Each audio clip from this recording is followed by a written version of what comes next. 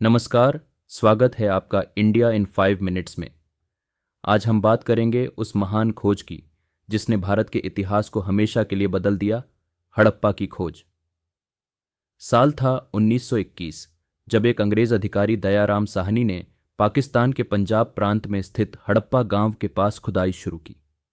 उन्हें नहीं पता था कि वे इतिहास की सबसे रहस्यमय और समृद्ध सभ्यताओं में से एक के अवशेषों तक पहुंचने वाले हैं। जमीन के नीचे छिपा हुआ था एक ऐसा शहर जिसकी योजना, निर्माण और संस्कृति ने दुनिया को हैरान कर दिया। हड़प्पा की खोज कोई संयोग नहीं थी। उस समय रेलवे लाइन बिछाई जा रही थी और वहां के मजदूर ईंटें निकाल रहे थे। ये ईंटें सामान्य नहीं थीं, ये बेहद मजबूत और सटीक रूप से आकार में थीं। जब पुरातत्वविदों को इस बात की जानकारी मिली, तब जाकर खुदाई की शुरुआत हुई। जैसे जैसे मिट्टी हटती गई, वैसी वैसी एक प्राचीन नगरी का नक्शा सामने आता गया। चौड़ी सड़कें, पक्की ईंटों के मकान, अनाज भंडार और नालियों का अद्भुत जाल। सबसे चौंकाने वाली बात यह थी कि यह सभ्यता करीब 4500 साल पुरानी थी, यानी मिस्र और मेसोपोटामिया की प्राचीन सभ्यताओं के समकालीन। लेकिन भारत में इसका कोई जिक्र नहीं था, न वेदों में न महाकाव्यों में। ये एक खोई हुई सभ्यता थी जो सदियों तक मिट्टी के नीचे सोई रही। इसीलिए हड़प्पा की खोज को इतिहास की सबसे बड़ी पुरातात्विक खोजों में से एक माना जाता है।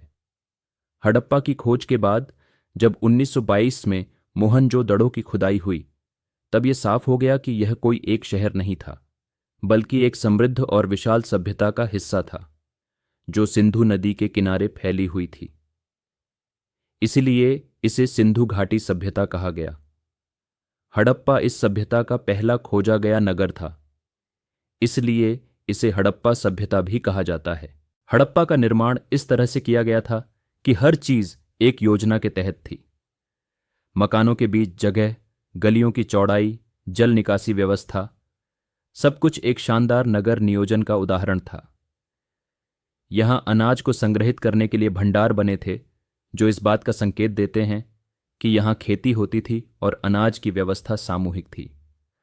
लोगों के पास कई तरह के औजार थे, आभूषण थे और मिट्टी की बनी मूर्तियां थीं। खुदाई में मिले अनेकों मोहरों ने भी वैज्ञानिकों को बहुत जानकारी दी।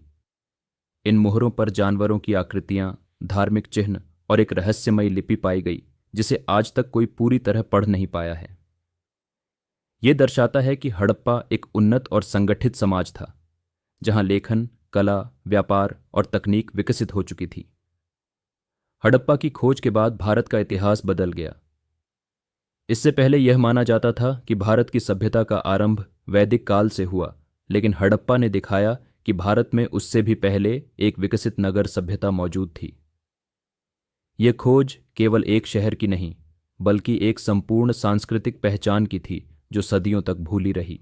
आज हड़प्पा पाकिस्तान में स्थित है, लेकिन इसकी विरासत पूरे उपमहाद्वीप में फैली है, भारत, पाकिस्तान और अफगानिस्तान तक। हड़प्पा की ईंटें, नालियां, मूर्तियां और मुहरें आज भी हमें हमारे प्राचीन पूर्वजों की बुद्धि, संगठन और सांस्कृतिक समृद्धि की कहानी सुनाती है। हड़प्पा की खोज ने यह सिद्ध कर दिया कि भारत कोई केवल आध्यात्मिक देश नहीं रहा, बल्कि एक अत्यंत विकसित और वैज्ञानिक सोच रखने वाला समाज भी रहा है। यही खोज थी जिसने सिंधु घाटी सभ्यता को फिर से जीवित किया और हमें यह याद दिलाया कि हमारी जड़ें कितनी गहरी और महान हैं। अगर आपको यह यात्रा रोचक लगी हो तो वीडियो को लाइक करें और बने रहें इंडिया इन 5 मिनट्स के साथ, क्योंकि यह तो बस शुरुआत है। धन्यवाद।